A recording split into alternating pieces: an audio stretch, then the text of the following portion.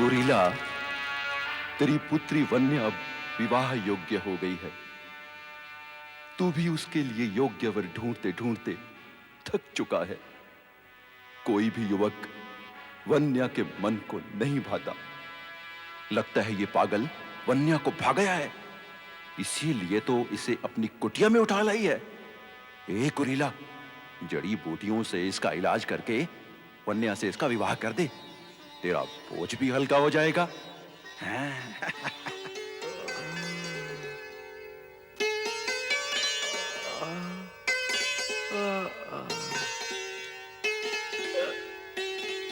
हे परमेश्वर, हे विधाता, ये कैसी पीड़ा है।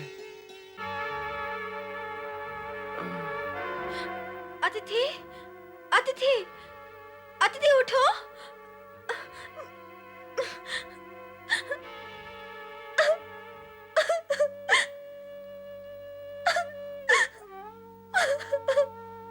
पुत्री वन्या, तू रोती क्यों है पुत्री?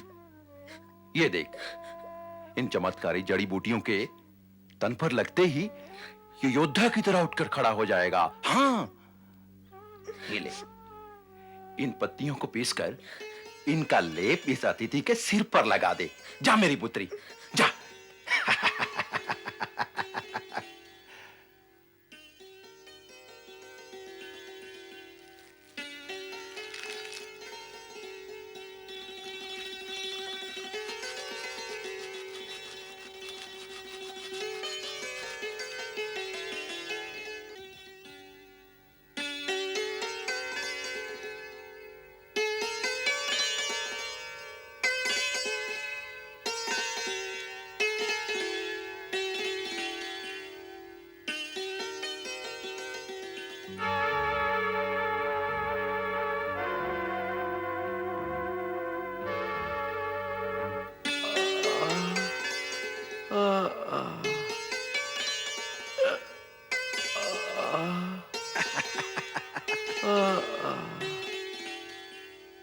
ऐ सिद्ध पुरुष, अब तुम शीघ्र ही स्वस्थ हो जाओगे। मेरे बापू की जड़ी बूटियां चमत्कारी हैं।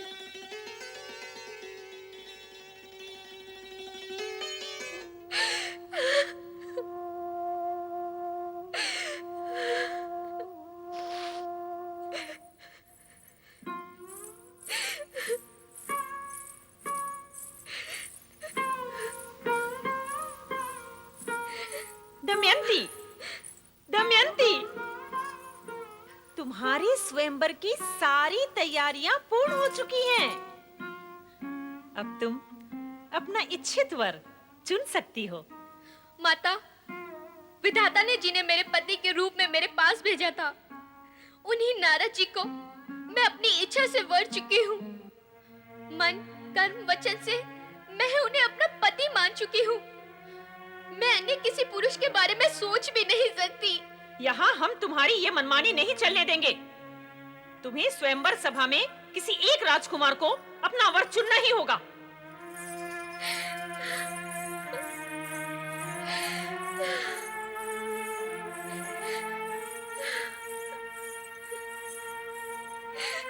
सखी, मैंने नारद मुनि को ढूंढ लिया है। वे वन में कुटिया बनाकर रह रहे हैं। जब मैंने उन्हें तुम्हारे निश्चय के बारे में बताया, अच्छा, क्या कहा उन्होंने? उन्होंने कहा, राजकुमारी दमयंती से कहो कि मुझ वानरमुखी का विचार मन से त्याग दें और किसी सुदर्शन राजकुमार से अपना विवाह रचा लें। वसुधा, मुझे तुरंत उनके पास ले चल, अन्यथा स्वयंवर होने से पहले मैं अपने प्राण त्याग दूंगी। नहीं नहीं, ऐसा अनर्थ कदापि न करना। तुम मेरी बात मानेगी तो नहीं करूंगी। ठीक है, दिन ढलने के बाद हम सबकी दृष्टि बचाकर महल से चलेंगे। ओम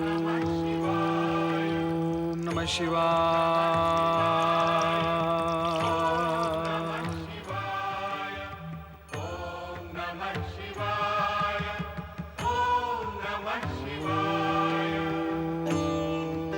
शिवाय।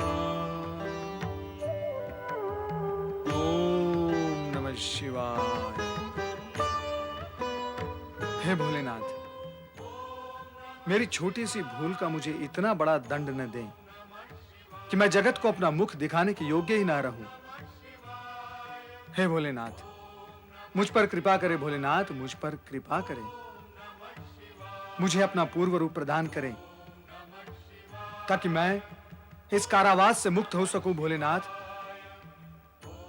मुझे मुक्त करे। भोलेनाथ, मुझे मुक्त करे। ओम नमः शिवाय।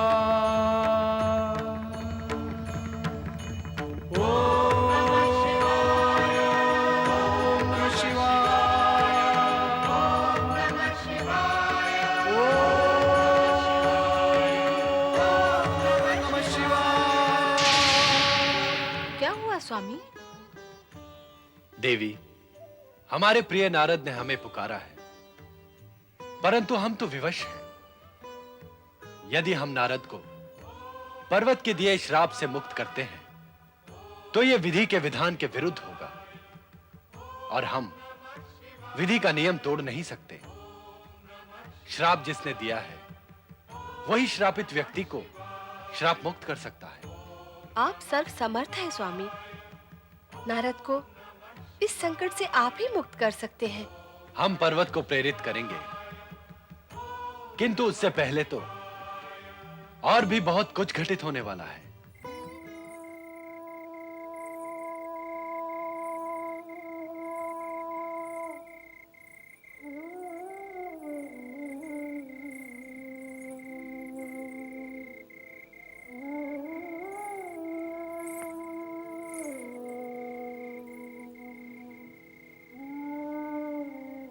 स्वामी, हाँ?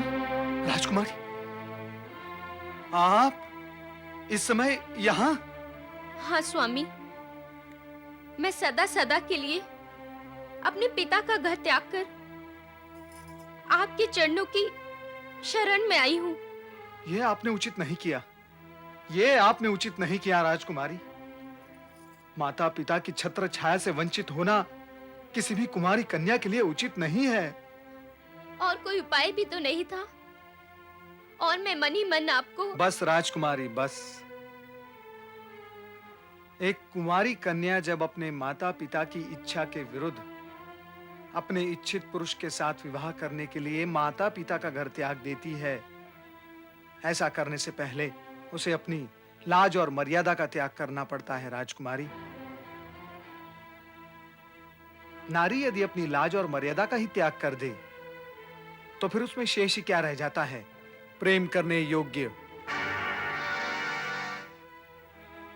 पुरुष के लिए नारी में प्रेम और आकर्षण का जो मूल है वो उसकी लाज और मर्यादा के कारण ही है। उससे हटकर जो भी है वो वासना है, आकर्षणहीन है, नश्वर है। किंतु मुनिवर, मैं आपसे प्रेम करती हूँ। किंतु मैं नहीं करता, और ऐसा करने के लिए मुझे कोई विवश भी नहीं कर सकता। तो क्या आप मेरे विषय में तनिक भी विचार नहीं करेंगे? विचार? कुमारी कन्या के विषय में विचार करने का एकमात्र अधिकार माता पिता का है, और आज आप उस अधिकार को अपने पैरों तले रौंद कर उस पर पैर धर कर यहां आई हैं। राजकुमारी दमयंती, जो संतान अपने माता पिता के आशीर्वाद को अपने माथे पर रखकर नहीं निकलती, उन्हें घर आंगन के द्वार पर ही छोड़कर आती है, वो जीवन में कभी सुखी नहीं होती। तो यहाँ आकर भी मुझे निराश ही होना पड़ेगा। राजकुमारी, आप बार बार घूम फिर कर एक ही बात क्यों कर रही हैं? मैंने आपको कभी कोई आशावादी वचन नहीं दिया। राजकुमारी, मैं बाल ब्रह्मचारी हूं, और किन्हीं अभागे क्षणों में मेरा मन विचलित हुआ था, और आज मैं उसी का दंड भुगत रहा हूं। आप दंड भुगत रहे हैं? हाँ राजकुमारी, मन क्षण भर के लिए विचलित हुआ था। क्या यह जगत और आने वाला समय इस कटु सत्य को जान सकेगा कि देव ऋषि नारद जो आठों प्रहर नारायण नारायण का जाप करता है, उसे एक क्षण भर की दुर्बलता के लिए कितना कठोर दंड और कितनी कठोर यातनाएं सहन करनी पड़ी।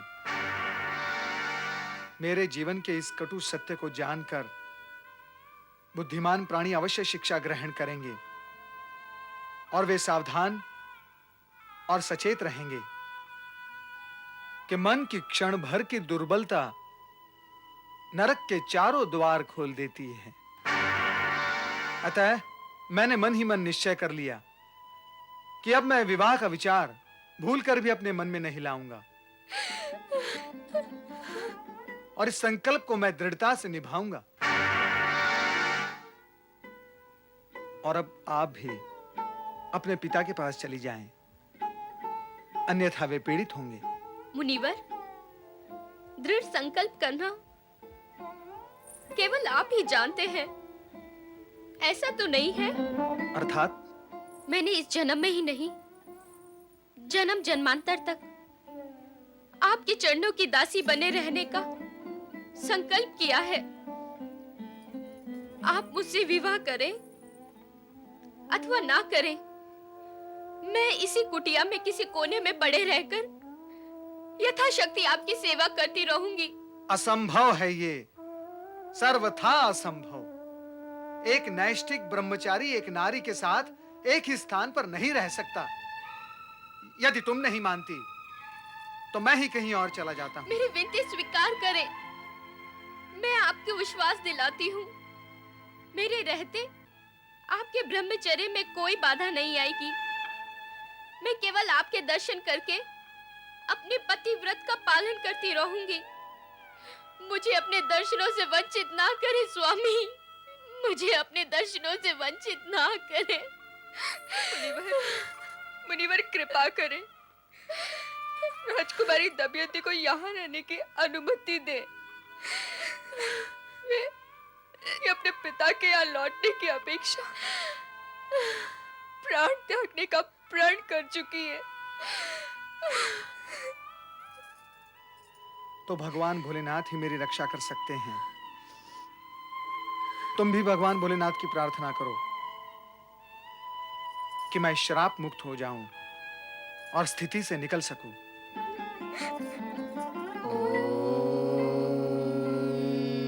नमः शिवाय।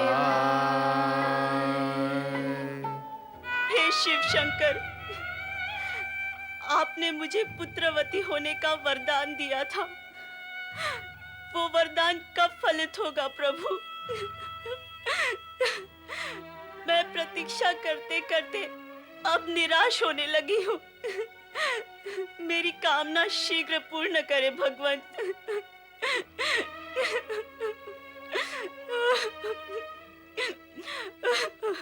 अधीर न हो देवी, भगवान शिव का वरदान अवश्य फलित होगा। उनके वचन पर भूल कर भी अविश्वास न करना। मैं अविश्वास नहीं कर रही हूँ स्वामी, मैं केवल भगवान शिव को स्मरण करा रही हूँ।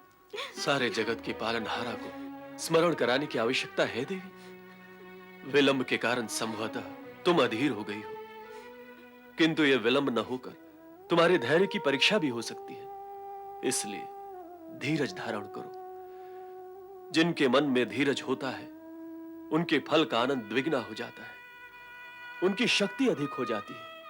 इसमें कोई संदेह नहीं कि भोलेनाथ के स्मरण से भक्त के मन में शक्ति का संचार अवश्य होता है। वे ही तो संपूर्ण जगत के पालनहार हैं। ये सर्वदा सत्य है। इसका ज्ञान ऋषि दधीचि को संपूर्ण रूप से था। दूसरी ओर अस्वस्थ मुनि पर्वत को स्वस्थ करने हेतु एवं शक्तिमान बनाने हेतु वन्या व उसका पिता कुरीला तन मन से उसकी सेवा में संलग्न थे।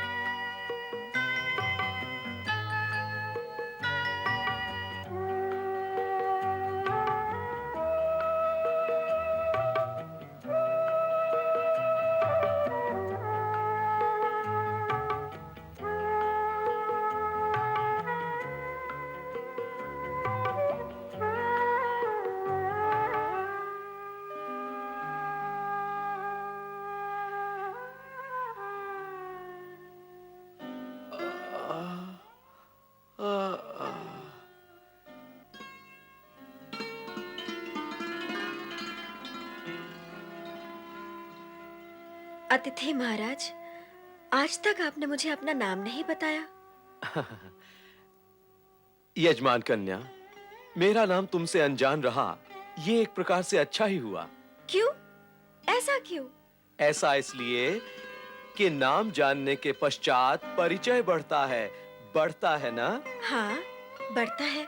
तो परिचय बढ़ने से घनिष्ठता बढ़ती है ना? तो इसमें हानि क्या है?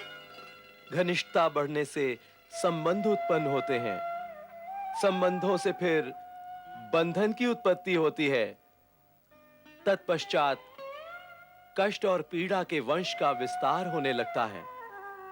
किंतु मैं ये सब नहीं चाहता। मैं वैरागी हूं, मुनि हूं।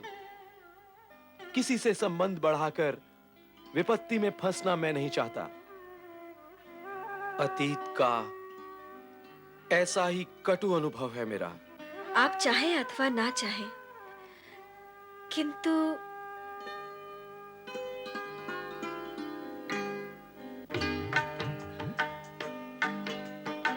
आपका मेरा संबंध हो चुका है। संबंध? कैसा संबंध?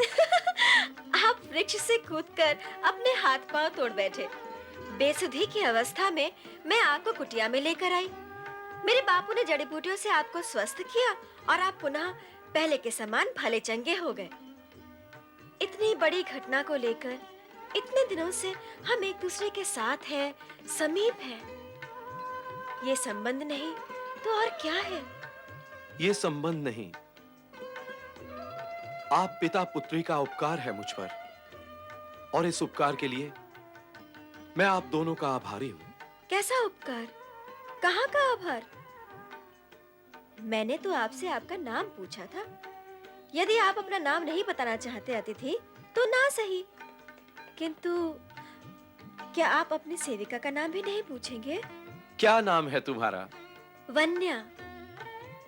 वन में रहने वाली वनवासिनी वन्या, जो वनवासी कुरीला की पुत्री है।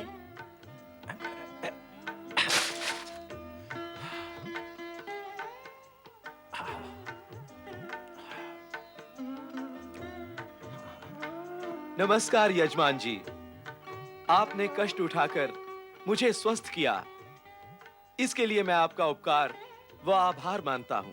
अतिथि, कष्ट कैसा? तुम स्वस्थ हो गए तो हमारा कष्ट भी आनंद हो गया। हाँ, आप सत्पुरुष की भांति सोचते हैं यजमान जी, पर मैं आपको और अधिक कष्ट देना नहीं चाहता, इसलिए आप मुझे जाने की आज्ञा दें। बापू! पुत्र, जाने का नाम लेकर हमारे मन को ठेस मत पहुंचाओ। अब तुम हमारे अतिथि कहां रहे हो? अब तो हमारे घर परिवार के सदस्य हो गए हो पुत्र, हमारे अपने हो गए हो। हाँ वन्या, मैं फल लाना भूल गया, जा तू जाकर ले आ, इन्हें खिलाना है। अच्छा बापू, जा मेरी पुत्री, अभी लाई। जा। पुत्र, मैं तुम्हारे वंश, तुम्हारे माता पिता के विषय में कुछ नहीं जानता। मैं तो केवल इतना जानता हूं कि मेरी पुत्री वन्या तुम्हारी सेवा करते करते तुम्हें अपना सब कुछ मान चुकी है पुत्र। हाँ, और मैंने भी मन ही मन ये सोच लिया है कि तुम ही मेरे जमाता बनोगे। हाँ। नहीं बाबा, नहीं, मैं बाल ब्रह्मचारी हूं, मुनि हूं, मैं विवाह के झंझट में नहीं पड़ सकता। ऐसा न कहो पुत्र, ऐसा न कहो। हम भोले भाले वनवासी जिसे एक बार अपना मान लेते हैं ना पुत्र, उसका साथ फिर कभी नहीं छोड़ते।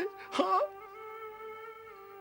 यदि तुमने वन्या से विवाह करने में कोई आनाकानी की ना, तो उसका हृदय टूट जाएगा पुत्र। हाँ, फिर वो कभी किसी से विवाह नहीं करेगी, कभी नहीं।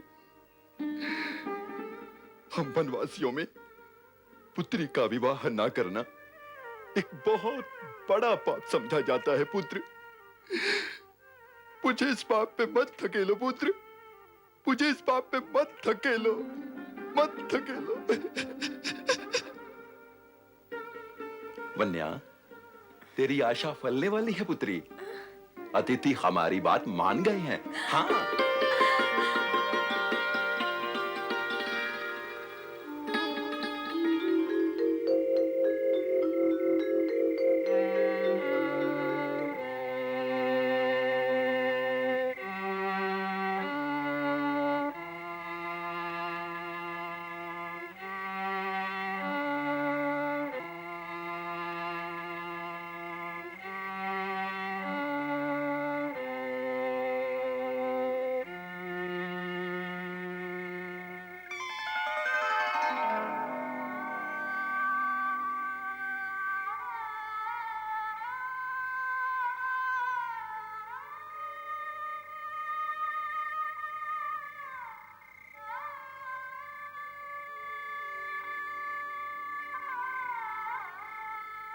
वन्या और कुरीला के उपकारों को नमस्कार करके मुझे शीघ्रातिशीघ्र यहां से निकल जाना चाहिए। नारद को श्राप देकर मैंने भयानक भूल की है। मैं आज उसी भूल का परिणाम भुगत रहा हूं। यदि वन्या और कुरीला को मेरे मन की बात का पता चल गया तो वे मुझे कभी नहीं जाने देंगे। अब मुझे यहां से तुरंत चले जाना चाहिए। हाँ, तुरंत चले जाना चाहिए।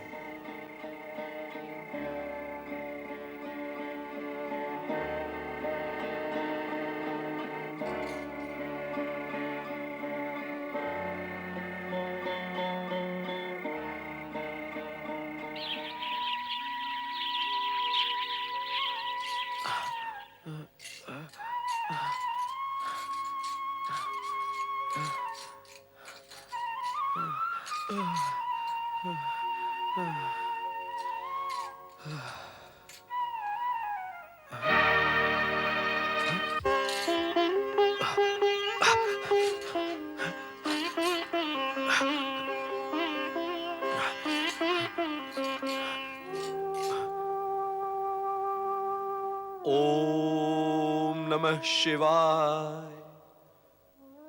ओम नमः शिवाय। मुझे क्षमा करना शिव शंकर, मुझे क्षमा करना। जिन वनवासियों ने मेरे जीवन की रक्षा की, मुझे प्राण दान दिए, उन्हीं को बिना कुछ बताए सोता हुआ छोड़कर चला आया हूं मैं। मुझ जैसा कृतज्ञ और पापी कौन होगा भला? किंतु मैं विवश था भोलेनाथ, मैं विवश था। मैं बाल ब्रह्मचारी विवाह और गृहस्थी के बंधन में कैसे फंस सकता था भोलेनाथ? दमयंती के मिथ्या मोह में पड़कर मैं पहले ही पाप को गले लगा चुका हूं। नारद के श्राप से अपनी गगनगामिनी सिद्धि तक खो चुका हूं भोलेनाथ। मुझे क्षमा करना भोलेनाथ, मुझे क्षमा करना। क्षमा याचना मांगने हेतु पर्वत मुनि आत्मग्लानि में तप रहे थे। निस्सहाय पर्वत मुनि एक ऐसी व्यवस्था के बंधन में बंध चुके थे कि उन्हें समझ नहीं आ रहा था कि वे क्या करें। दूसरी ओर दृढ़ और अडिग निश्चय वाले ऋषि त्वष्टा प्रतिशोध की ज्वाला में जलकर मां शक्ति का आह्वान कर रहे थे। मां शक्ति, शक्ति यज्ञ से उत्पन्न विश्वरूप त्रिशिरा का वध करके इंद्र ने मेरा ही नहीं तुम्हारा भी अपमान किया है। माता, मैं पुनः यज्ञ आरंभ कर रहा हूं। इस बार मुझे ऐसा प्रतापी और शक्तिशाली यज्ञ पुत्र प्रदान करना जो स्वर्गाधिपति इंद्र से मेरा इच्छित प्रतिशोध ले सके। माता, माता, यदि ऐसा नहीं हुआ तो मैं स्वयं इस यज्ञ कुंड में कूदकर अपनी आहुति दे दूंगा। माता, मेरी प्रार्थना और पुकार का उत्तर दो मां।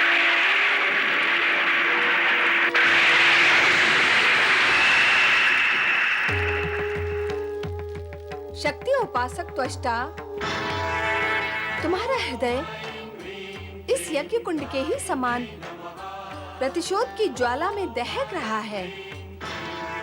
प्रतिशोध पिता बनकर हत्या और षड्यंत्र के गर्भ से प्रतिशोध के राक्षस को ही जन्म देता है, जो कि इस जगत में सभी के लिए अनिष्टकारी होता है। उचित यही होगा कि तुम प्रतिशोध की भावना हृदय से निकालकर अपनी सिद्धियों का उपयोग जन कल्याण के लिए करो। नहीं, नहीं माता शक्ति, नहीं। जब तक मैं इंद्र को दंडित करके उससे अपना प्रतिशोध नहीं लूंगा, मेरे हृदय को शांति नहीं मिलेगी माता। और जन कल्याण की भावना शांत हृदय से ही उत्पन्न होती है माता। इसलिए सर्वप्रथम मुझे इस यज्ञ कुंड से एक ऐसा यज्ञ पुत्र प्रदान करो जो इंद्र और उसके स्वर्गलोक को अस्त व्यस्त करके मेरी आत्मा को शांति प्रदान करे माता। माता, यदि तुमने ऐसा नहीं किया तो मैं इसी समय इस यज्ञ कुंड में अपने आप को भस्म कर लूंगा। रुक जाओ त्वष्टा। आत्महत्या से किसी समस्या का समाधान नहीं होता। यदि तुम प्रतिशोध से विमुख नहीं हो सकते तो हमें तुम्हारी यज्ञ कामना पूर्ण करनी ही होगी, परंतु इसका परिणाम घोर अनिष्टकारी होगा। अब तुम्हारे इस यज्ञ कुंड से समस्त असुरों की भटकती हुई आत्माएं एकत्र होकर तुम्हारे विशालकाय यज्ञ पुत्र के रूप में जन्म लेंगी। तुम्हारा वह यज्ञ पुत्र अत्यंत बलशाली एवं विनाशकारी होगा। एक बार फिर सोच लो त्वष्टा। मैंने सोच लिया है माता। एक बार फिर सोच लो। भली भांति सोच लिया है। दुष्ट इंद्र से मेरा इच्छित प्रतिशोध लेने वाला शक्तिशाली यज्ञ पुत्र मैं अवश्य उत्पन्न करूंगा, चाहे परिणाम कितना ही विनाशकारी क्यों न हो। महाप्रलय साक्षिण्यै सर्व मृत्यु निवारिण्यै मातृकावरण रूपिण्यै त्रिगुणांतर दीपिकायै अनेक कोटि ब्रह्मांड जनन्यै लोक यात्रा विदारिण्यै भावाभाव विवर्जितायै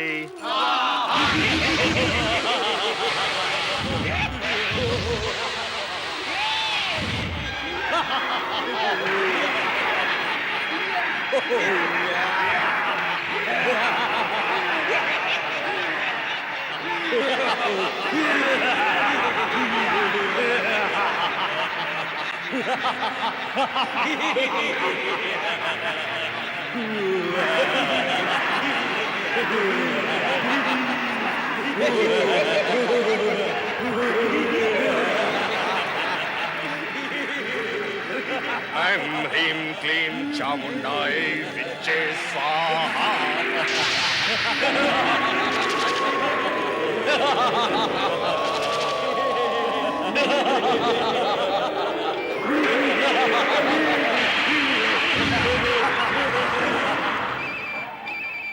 यज्ञ पिता त्वष्टा, प्रणाम।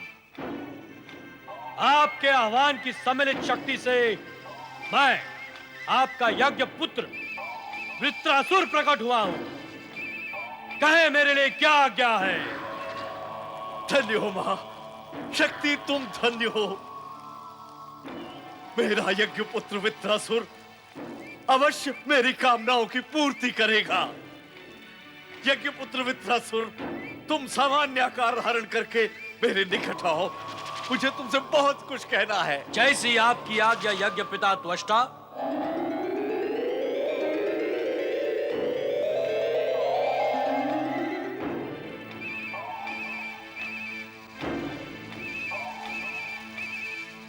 मेरा प्रणाम स्वीकार करें यज्ञ पिता, और मुझे आज्ञा दें कि मुझे अब क्या करना है। बस वृत्रासुर, मेरे हृदय में दुष्ट इंद्र के प्रति प्रतिशोध की ज्वाला दहक रही है। उस दुष्ट इंद्र ने तुमसे पहले इसी यज्ञ कुंड से उत्पन्न तुम्हारे यज्ञ भ्राता तृष्णा का कपट से वध किया था। उसका प्रतिशोध तुम्हें लेना है। मैं इसी समय इंद्र को पकड़कर कुचल दूंगा। नहीं वृत्रासुर, नहीं, सर्वथा नहीं। क्यों नहीं यज्ञ पिता? क्योंकि तुम्हारे यज्ञ भ्राता तृष्णा ने मेरी बात न मानकर भयानक भूल की थी। अब वो भूल मैं तुम्हें नहीं करने दूंगा। कैसी भूल? मैंने तृष्णा से कहा था कि इंद्र को दंडित करने से पहले तुम ब्रह्मा जी से अमरता का वरदान प्राप्त करो, किंतु तृष्णा ने मेरे आदेश पर ध्यान नहीं दिया और वो कपटी इंद्र के हाथों मारा गया। मैं इंद्र को नहीं छोड़ूंगा यज्ञ पिता, वो मेरे हाथों मारा जाएगा। ऐसा करने से पूर्व तुम वन में किसी एकांत स्थल में जाकर ब्रह्मा जी की आराधना करते हुए तपस्या आरंभ करो और तब तक करते रहो जब तक ब्रह्मा जी तुम्हें वरदान देने पर विवश न हो जाए।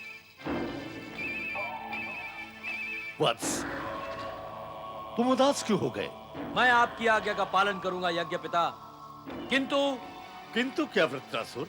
यही कि यदि आप मुझे अभी अवसर देते तो मैं शत्रु इंद्र को दिखा देता कि बिना वरदान के भी मैं कितना शक्तिशाली हूं। प्रिय वृत्रासुर, मैं तुम्हारी शक्ति से परिचित हूं तो इंद्र की छल और कपटपूर्ण वृत्ति से भी परिचित हूं। वो दुष्ट, छली और कपटी होते हुए भी अत्यंत चतुर है। वो तुम्हारी किसी भी दुर्बलता को ढूंढ निकालेगा और उसका लाभ उठाकर वही तुम पर प्रहार करेगा। इसलिए मेरा तुमसे परामर्श है कि शत्रु को दुर्बल करने के लिए स्वयं शक्तिशाली बनो और ब्रह्मा जी का वरदान प्राप्त करो। जैसी आपकी आज्ञा यज्ञ पिता।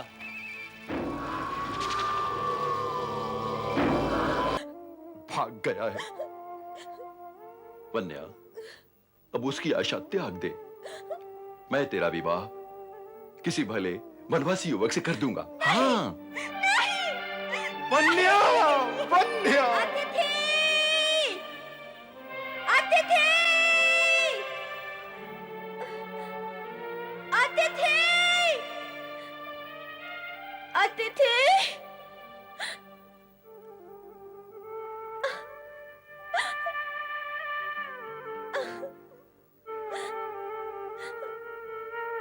तुमने मुझसे विश्वासघात क्यों किया अतिथि?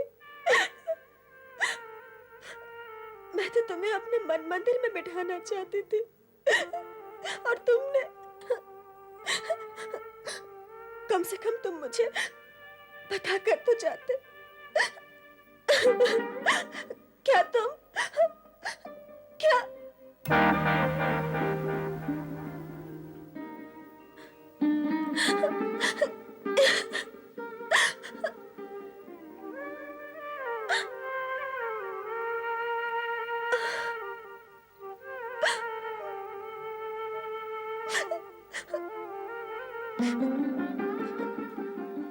आप तो जानते हैं प्रभु कि मैं अतिथि को कितना चाहती थी, फिर आपने उसे जाने क्यों दिया? क्यों जाने दिया आपने उसे? क्यों क्यों?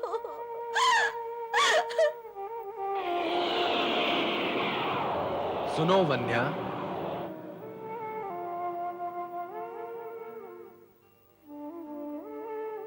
वही हुआ जो विधि के अनुसार होना था। इसलिए अब तुम अपने आप को दुखी न करो। पर्वत तुम्हारे योग्य नहीं था और तुम उसके योग्य नहीं थी। तुम्हारा उसका कुछ समय का मिलन और संयोग नदी और नाव के संयोग के समान था। इसलिए उसका दुख मत करो और अपने पिता की आज्ञा का पालन करो।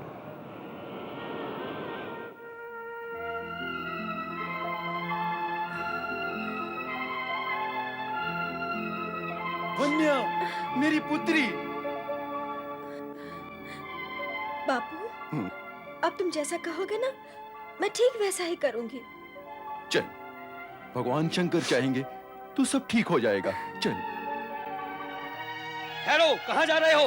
महाराजा संजय सेन से मिलने। अरे हम तो मुनि हैं, हमारे लिए यहाँ प्रवेश पर कोई प्रतिबंध नहीं है। महाराज का आदेश है, महल में किसी साधु मुनि को प्रवेश न करने दिया जाए। आप चले जाओ यहाँ से। मेरा मित्र नारद यही महल के भीतर है, मैं उसे मिलना चाहता हूँ। नारद? उस भ्रमंचक पापी वानर मुखी नारद ने हमारी राजकुमारी दमयंती का जीवन नष्ट कर दिया है, उसका तो नाम लेना भी पाप है। अब चले जाओ यहाँ से। वो पापी है ये पुण्यात्मा, ये सुनने के लिए नहीं आया हूं मैं यहाँ पर। मैंने कहा ना, मैं उससे मिलना चाहता हूँ बस। महाराज रक्षा करें, महाराज, महाराज अपने इन प्रतिहारियों से मेरी रक्षा करें। अब ये बताएं कि मेरा मित्र नारद कहाँ है? सुनो मुनिवर, जिस प्रकार उस नारद को इस महल से निकाल कर बाहर कर दिया गया है, उसी प्रकार आपको भी निकाल कर बाहर कर दिया जाएगा।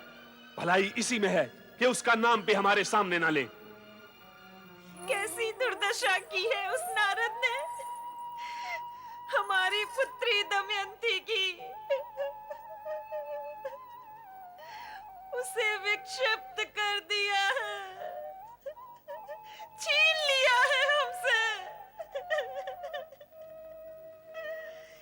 एक राजकुमारी होते हुए भी उसे भिखारिन सा जीवन व्यतीत करना पड़ रहा है। हम चाहते तो इस अपराध के लिए नारद को प्राण दंड दे सकते थे, परंतु कहीं दमयंती भी उसके पीछे अपने प्राण न त्याग दे, इसी विचार से हमने उसके विरुद्ध कुछ नहीं किया।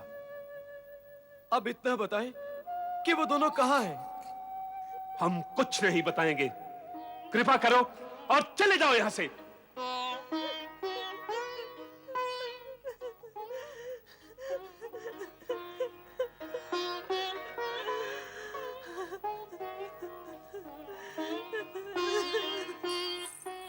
मुनिवर,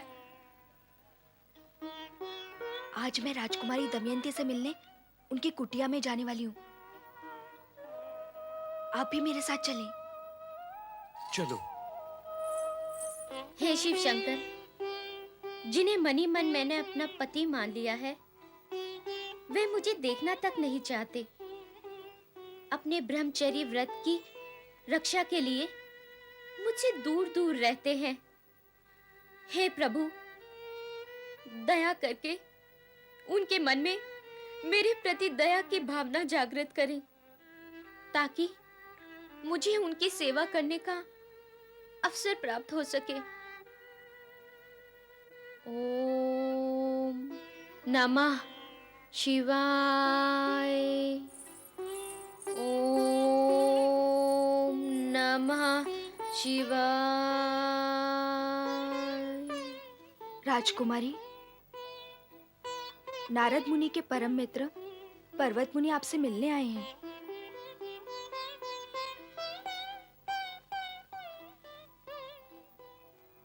प्रणाम पर्वत मुनि। आपका कल्याण हो। वही तो नहीं हो रहा है। अकल्याण का कार्य करने के पश्चात आप कल्याण की कामना कर रहे हैं, तो दोनों में से सत्य क्या है मुनिवर? अकल्याण का कार्य मैंने किया? वानर मुखी होने का श्राप मुनि नारद जी को देकर क्या आपने उनके और मेरे कल्याण का कार्य किया है?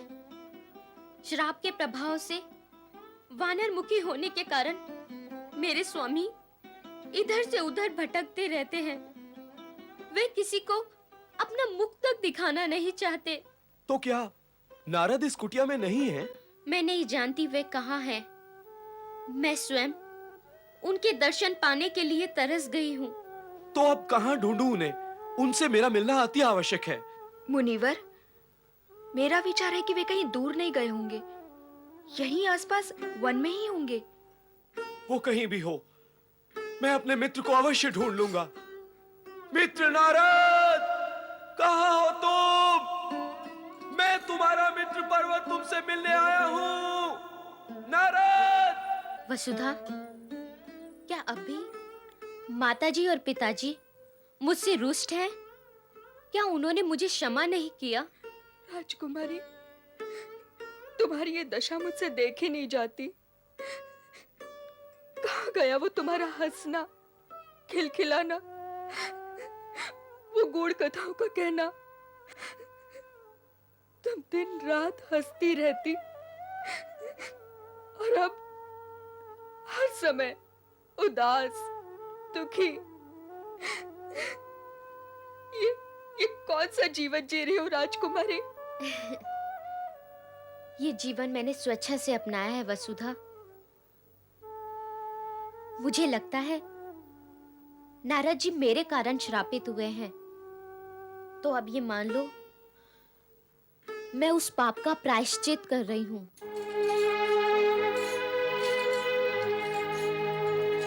मित्र नारद,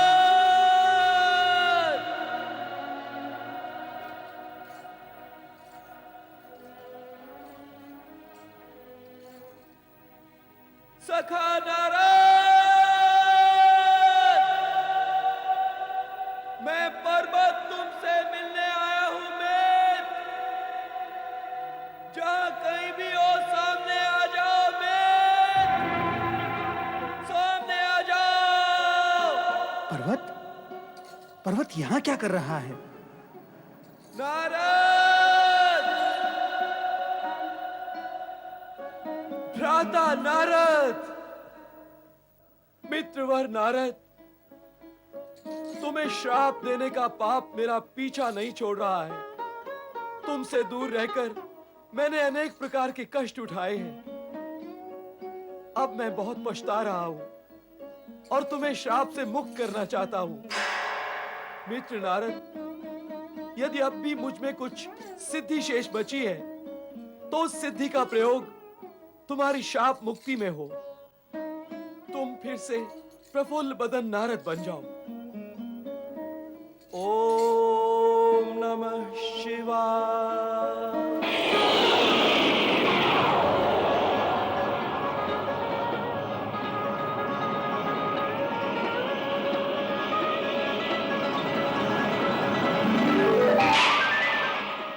नारायण नारायण। पर्वत, अब मैं भी तुम्हें अपने दिए हुए श्राप से मुक्त करता हूं। अब तुम भी पूर्व के समान गगन में गमन करके इच्छित स्थान पर जा सकते हो। नारायण नारायण।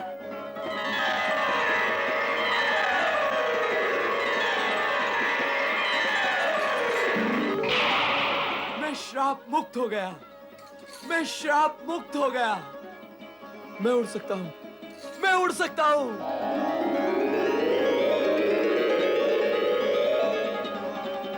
मित्र नारद, तुम धन्य हो।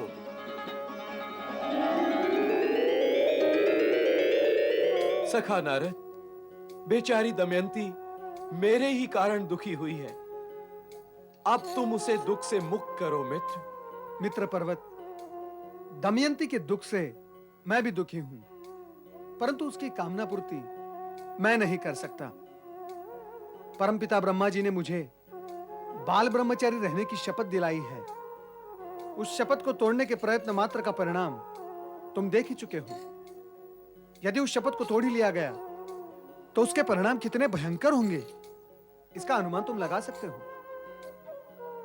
फिर भी मैं तो सचेत हूं मित्र पर्वत, किंतु इस जगत में ऐसे करोड़ों प्राणी हैं जो कष्ट भोगते हैं और ये भी नहीं जानते कि उनके कष्ट शपथ तोड़ने का परिणाम मात्र है। अनजाने में मुझसे भी एक ऐसी ही भूल हो चुकी है नारद। एक वन कन्या मुझे अपना हृदय समर्पित कर चुकी थी, किंतु अपने ब्रह्मचर्य व्रत की रक्षा के लिए मुझे उसे छोड़कर चले जाना पड़ा। किंतु तुम दमयंती की एक निष्ठा के लिए कोई उपाय अवश्य करो मित्र। दमयंती जैसी सती साध्वी और त्यागी नारी को दुखी करने का पाप मैं नहीं कर सकता।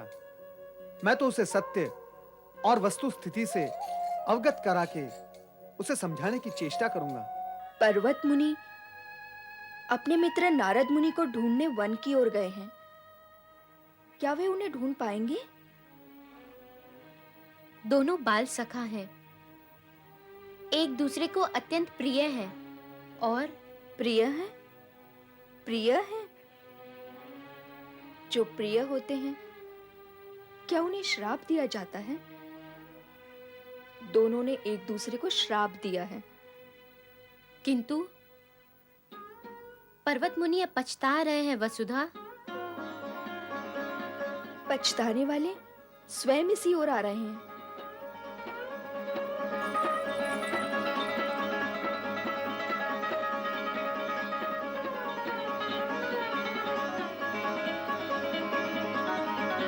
मेरी तपस्या फलीभूत हुई वसुधा। देख, नारद मुनि पहले के समान सुंदर और मनमोहक दिखाई दे रहे हैं। नमस्कार देवी दमयंती।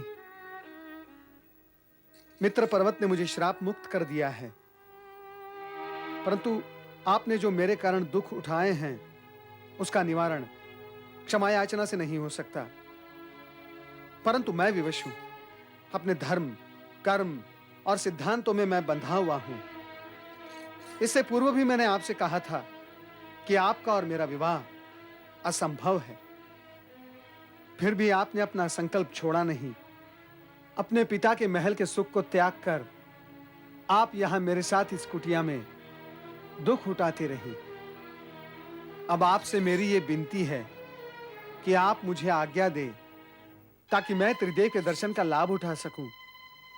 वानर मुखी बनने के पश्चात मैं अपना मुंह छिपाकर छटपटाता रहा। अब आप सहर्ष मुझे अपने मानसिक बंधन से मुक्त करें, यही मेरी आपसे विनती है। यही है विनती मेरी आपसे। मुनिवर नारद जी, मैं आपको प्रणाम करती हूँ। आपने अपनी विवशता प्रकट की, जिसे मैंने सुना। अब आपसे मैं अपनी विवशता स्पष्ट करती हूँ, जिसे आप ध्यानपूर्वक सुने। विवशता? कैसी विवशता? आर्यव्रत में नारी एक बार किसी पुरुष को मन, वचन, कर्म से अपना पति मान चुकी हो तो वो किसी अन्य रूप में उसे नहीं देख सकती। आपका मेरा संबंध जन्म जन्मांतरों का है, किंतु मैं आपको जाने से रोकूंगी नहीं, क्योंकि पति की इच्छा के विरुद्ध उसे अपने बंधन में बांध कर रखना एक पत्नी के लिए सर्वथा अनुचित है। अब आप इस बंधन से मुक्त है राजकुमारी दमयंती। आप अपने पिता के घर लौट जाएं और अपने योग्य किसी सुंदर राजपुरुष को अपना जीवन साथी बनाकर अपना जीवन सार्थक करें। नहीं, कदापि नहीं। अब मैं अपने पिता के घर लौट कर नहीं जाऊंगी। यहीं आपकी इसी कुटिया में रहकर एक सन्यासिनी का जीवन व्यतीत करते हुए मृत्यु पर्यंत शिव आराधना करती रहूंगी।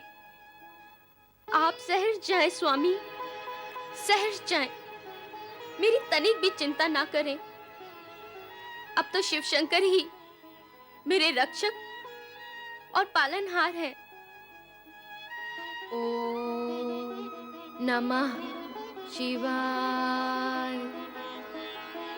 ओम नमः शिवाय। नारायण नारायण। जय जय ब्रह्मदेव। राजकुमारी दमयंती मृत्यु पर्यंत शिवाराधना का प्रण कर भोलेनाथ की भक्ति में लीन हो गई। दमयंती की भक्ति व भावनाएं एक आदर्श नारी के विचारों का प्रतीक थीं, तथा शिव को प्रसन्न कर फल प्राप्त करना ऐसे ही विचारों का दर्पण था। दूसरी ओर ऐसे ही विचारधारा का प्रतीक असुर वृत्रासुर अपने दृढ़ निश्चय पर अडिग ब्रह्मदेव से वरदान प्राप्ति की इच्छा हेतु तन मन से उनकी तपस्या में लीन था।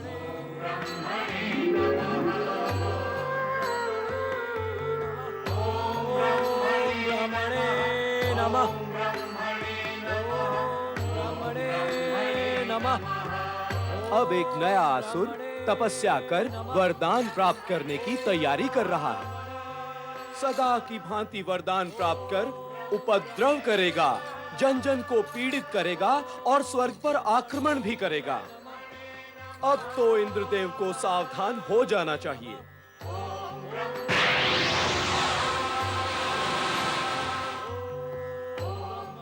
मित्र, तुम जानते हो ये कौन है? कैसे जानूंगा? मुझे तुम्हारी भांति ब्रह्मदेव की कृपा प्राप्त नहीं है। तुम ही बताओ, ये नया असुर कौन है? यह ऋषि त्वष्टा का यज्ञ पुत्र वृत्रासुर है। यह अपने यज्ञ पिता की कामना अवश्य पूर्ण करेगा। तब तो इंद्रदेव को तुरंत सावधान हो जाना चाहिए। मित्र, यदि अवसर सामान्य होता तो वृत्रासुर की तपस्या के विषय में मैं देवराज को अवश्य बता ही देता, परंतु अब मैं अपना पूर्व रूप पाकर मैं सर्वप्रथम भगवान भोलेनाथ और माता पार्वती के दर्शन करना चाहता हूं। मित्र पर्वत, तुम तो देवगुरु बृहस्पति से मिलने स्वर्गलोक जा ही रहे हो। वृत्रासुर के विषय में देवराज को सावधान कर देना। मैं चला कैलाश पर। नारायण नारायण। जय जय ब्रह्मदेव। बताओ देवी, कुछ ही क्षणों में कैलाश पर पहुंचने वाला पहला प्राणी कौन होगा? आप मुझे सूचित करने की अपेक्षा मुझसे प्रश्न क्यों कर रहे हैं स्वामी? ओम नमः शिवाय। नारद, मैं तुमसे ये कदापि नहीं पूछूंगी कि तुम इतने समय तक कहाँ रहे।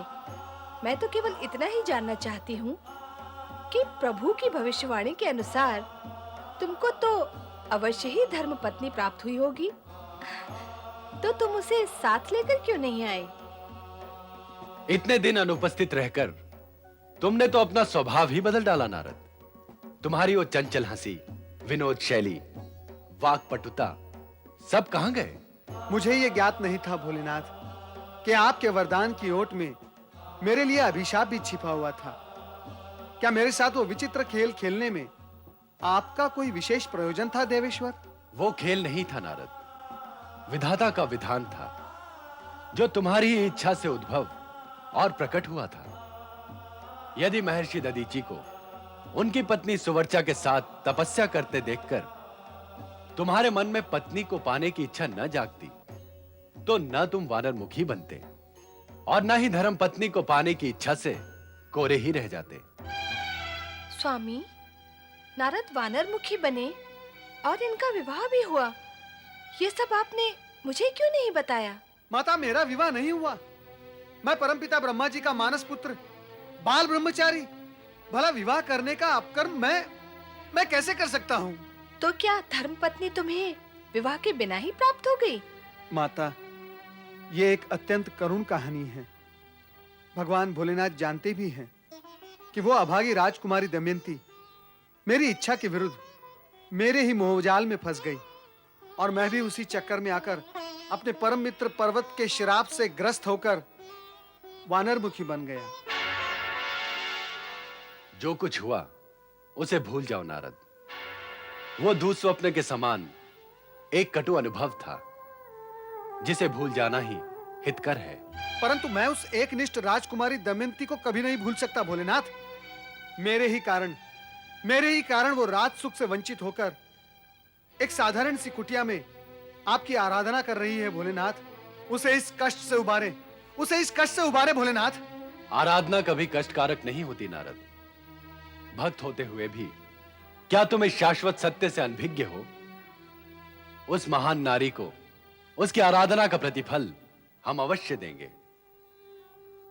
देवी, एक नारी की व्यथा तुम ही समझ सकती हो। उसके उद्धार का उत्तरदायित्व हम तुम्हें सौंपते हैं। हे मां शक्ति, इस समय स्वर्ग पर संकट की अशुभ छायाएं मंडरा रही हैं। जिस त्वष्टा ऋषि ने स्वर्ग में शक्ति पूजा की परंपरा आरंभ की, उसी की सिद्धि भयानक प्रतिशोध का रूप धारण करके स्वर्गलोक और देवताओं को संकट में ढकेलने की तैयारी में है। प्रणाम गुरु बृहस्पति। गुरुदेव, अब तक तो आपने अपनी दिव्य दृष्टि से यह देख ही लिया होगा कि त्वष्टा ऋषि का यज्ञ पुत्र वृत्रासुर ब्रह्मदेव को प्रसन्न करने के लिए पर्वत शिखर पर कठोर तपस्या कर रहा है। पर्वत, तुम इतने समय से कहां थे तुम? ये सब मैं आपको विस्तार पूर्वक फिर कभी बतलाऊंगा गुरुदेव, परंतु इस समय तो देवराज इंद्र को वृत्रासुर से सावधान करना अति आवश्यक है। मैं जानता हूं पर्वत, किंतु जिसका विवेक ही लुप्त हो गया हो, उसे कौन और कैसे सावधान कर सकता है? त्वष्टा के विषय में दी गई मेरी बार बार की चेतावनियों पर उन्होंने कोई ध्यान नहीं दिया और त्रिशिरा का वध कर बैठे। अब शक्तिशाली वृत्रासुर ब्रह्मदेव से वरदान प्राप्त करने के पश्चात त्वष्टा का प्रतिशोध अवश्य लेगा। इसीलिए तो मैं मां शक्ति की प्रार्थना कर रहा था। गुरुदेव, एक प्रयत्न और करें और देवराज को एक बार पुनः सावधान करें। संभव है इस बार वे सावधान होकर अपनी रक्षा का कोई समुचित उपाय करें। तुम इतना अनुरोध कर रहे हो तो यह भी करके देख लेता हूं। जय गुरुदेव।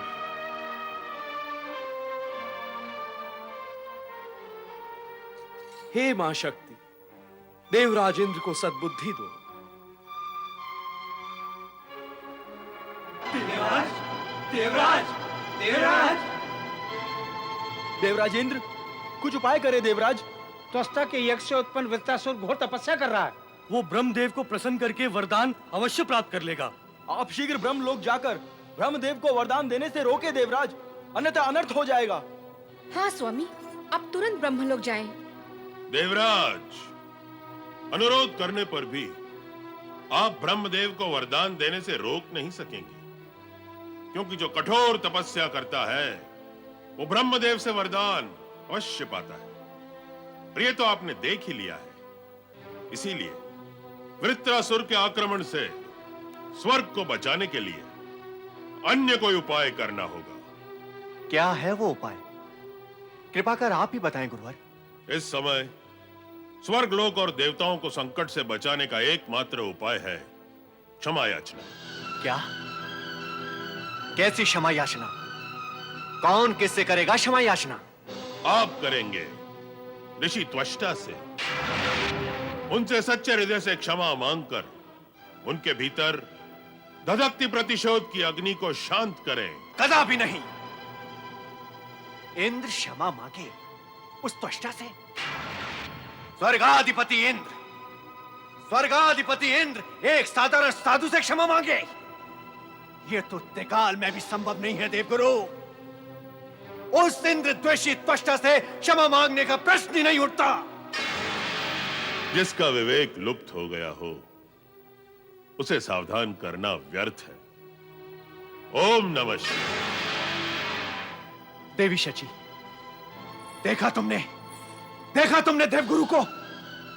अब वे हमारे शुभ चिंतक नहीं रहे, अब वे त्वष्टा के प्रशंसक हो गए हैं।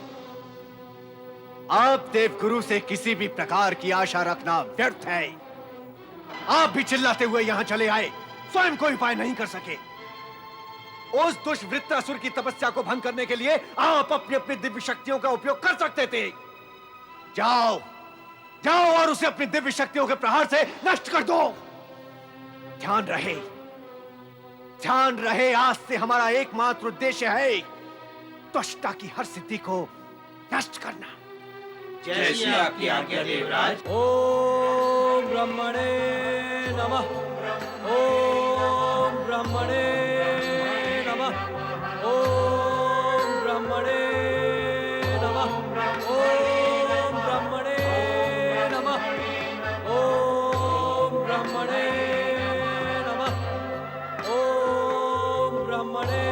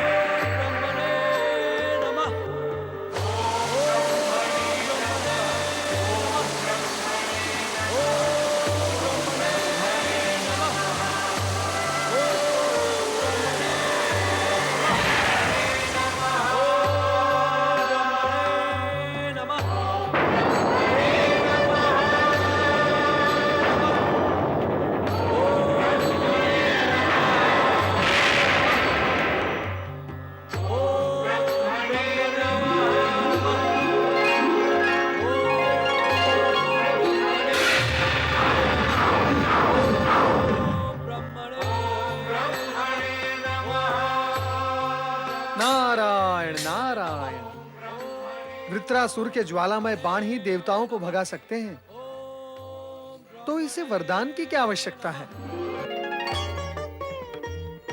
देवी सरस्वती,